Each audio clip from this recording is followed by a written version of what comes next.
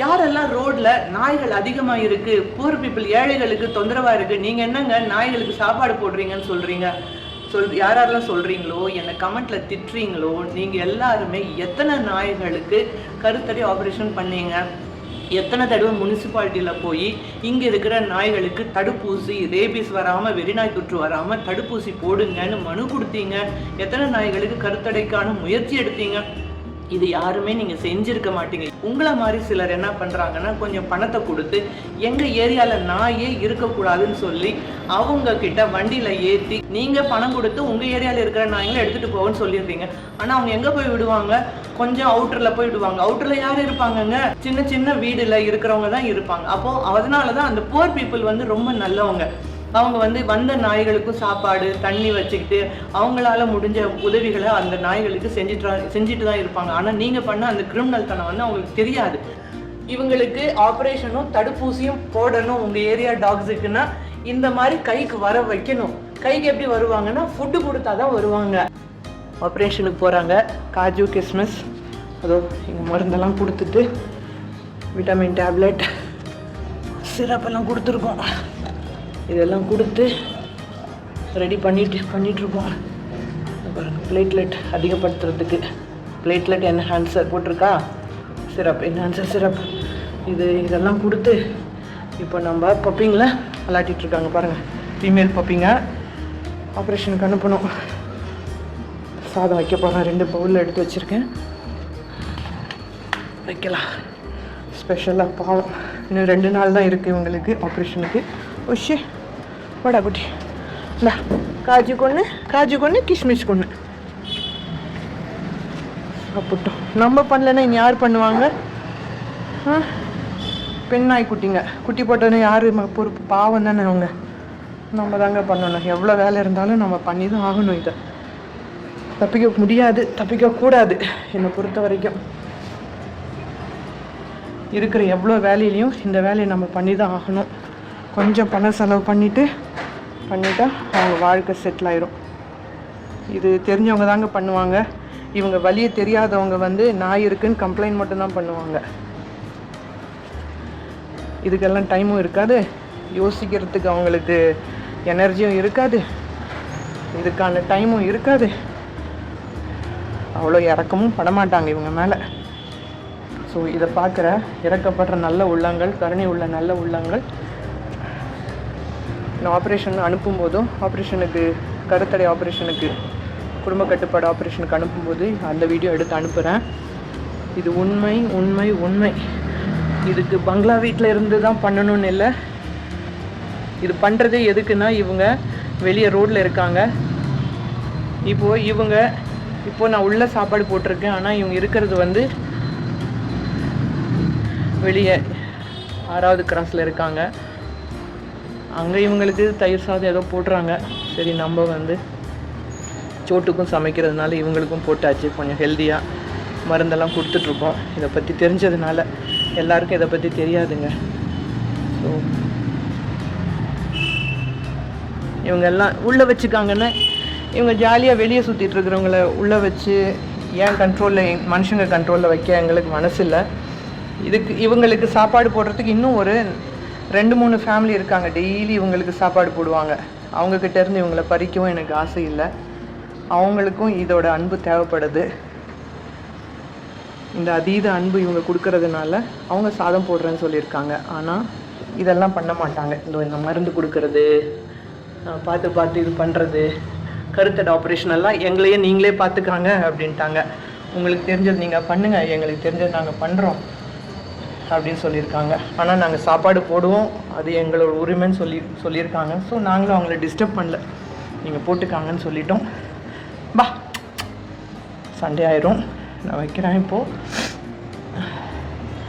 வீட்டுக்குள்ளே இப்போது இது வந்து எங்களுடைய 421வது நாய்ங்க கருத்தடைக்கு. இந்த மாதிரி 400 நாய்களும் வீட்டுக்குள்ளே வச்சு வளர்த்துக்காங்கன்னா இது வளர்க்குறதுக்காக பண்ணுறதில்ல.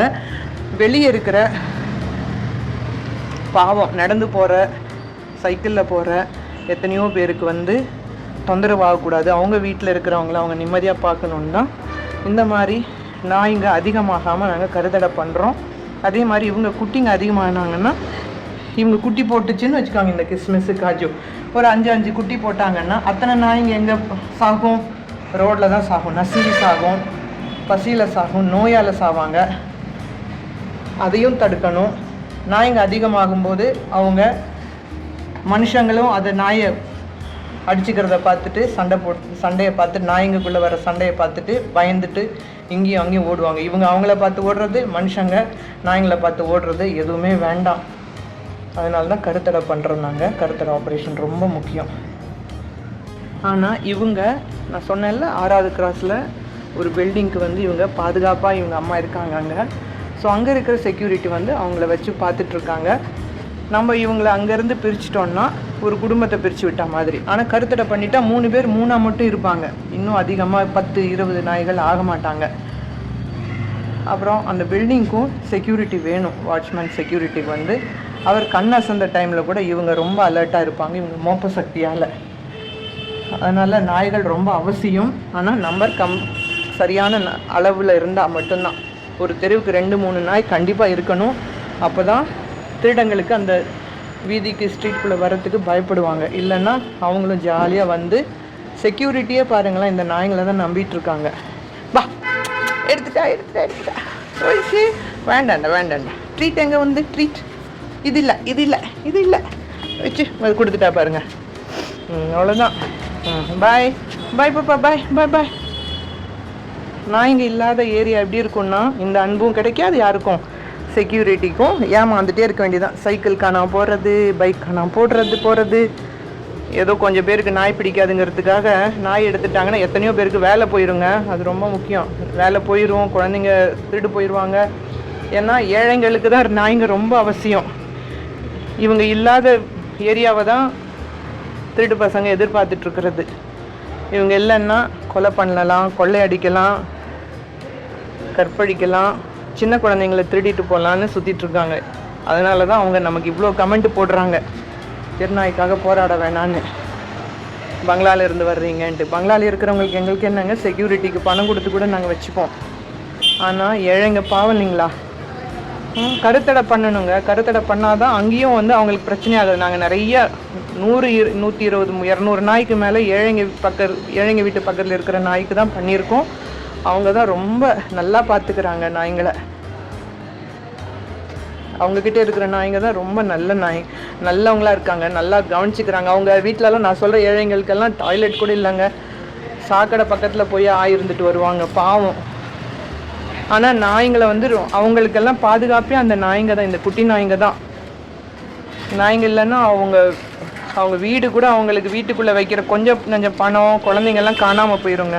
பைக்கு, வெளியே விடுற பைக் எல்லாத்தையும் திருடிட்டு போயிடுவாங்க.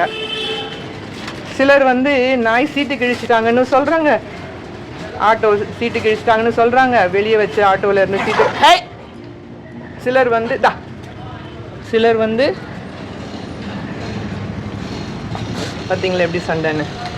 சிலர் வந்து நாய்ங்க தான் எங்கள் ஆட்டோவை பாதுகாக்கிறாங்கன்னு சொல்கிறாங்க. இதெல்லாமே நாங்கள் பல விதமான மனிதர்களை பார்த்துட்டோம், பல விதமான சூழ்நிலைகளை பார்த்துட்டோம். ஏன்னா நிறைய பேர் இதெல்லாம் நடக்கிறது தான். எல்லாத்துக்கும் கோச்சிட்டு இருக்க முடியாது நம்ம. பாய்ப்பா பாய்டா பாய்.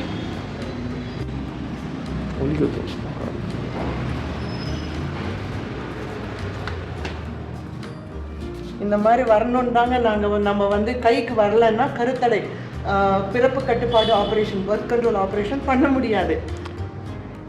இது வந்து இப்படி பிடிக்க வரணும். இல்லைன்னா இப்படி பாருங்க ஓடிடுவாங்க. பிடிக்கிறது ரொம்ப கஷ்டம். இந்த டாக்ஸ் எல்லாருமே ரொம்ப ஸ்மார்ட்டு, யாரையும் தொட விட மாட்டாங்க, பிடிக்க விட மாட்டாங்க. இவங்களுக்கு ஆப்ரேஷனும் தடுப்பூசியும் போடணும். உங்கள் ஏரியா டாக்ஸுக்குன்னா இந்த மாதிரி கைக்கு வர வைக்கணும். கைக்கு எப்படி வருவாங்கன்னா ஃபுட்டு கொடுத்தா தான் வருவாங்க. நம்மள மாதிரி இல்லை, ஃபுட்டு கொடுத்து அவங்கள வந்து அவங்களுடைய நம்பிக்கைக்கு நம்ம வந்து அவங்கள நம்ப வைக்கணும். நம்பினா மட்டும்தான் அவங்க நம்மக்கிட்ட வருவாங்க. அவங்க நம்மளை நம்பலைன்னா நம்மக்கிட்ட வரமாட்டாங்க. கஷ்டமாக இருக்குது உங்களுக்கு டாக் பிடிக்கிறதுன்னா நீங்கள் அவங்களுக்கு பிடிச்சமான ஃபுட்டை போடுங்க, உங்களுக்கு ஃப்ரெண்ட்லி ஆவாங்க. அப்புறமா இவங்களுக்கு பிடிச்ச எங்கள் இப்போ கடிக்கல பாருங்கள், இதெல்லாம் கடிக்க மாட்டாங்க. நீங்கள் பயப்பட வேண்டாம். எல்லா டாக்ஸுக்கும் ரேபீஸ் எல்லாம் இருக்காது. நீங்கள் தடுப்பூசி போடுறது ரொம்ப ஈஸி. கருத்தடை பிறப்பு கட்டுப்பாடு ஆப்ரேஷன் பண்ணுறது ரொம்ப ஈஸி. இந்த மாதிரி ஃப்ரெண்ட்லி பண்ணிட்டீங்கன்னா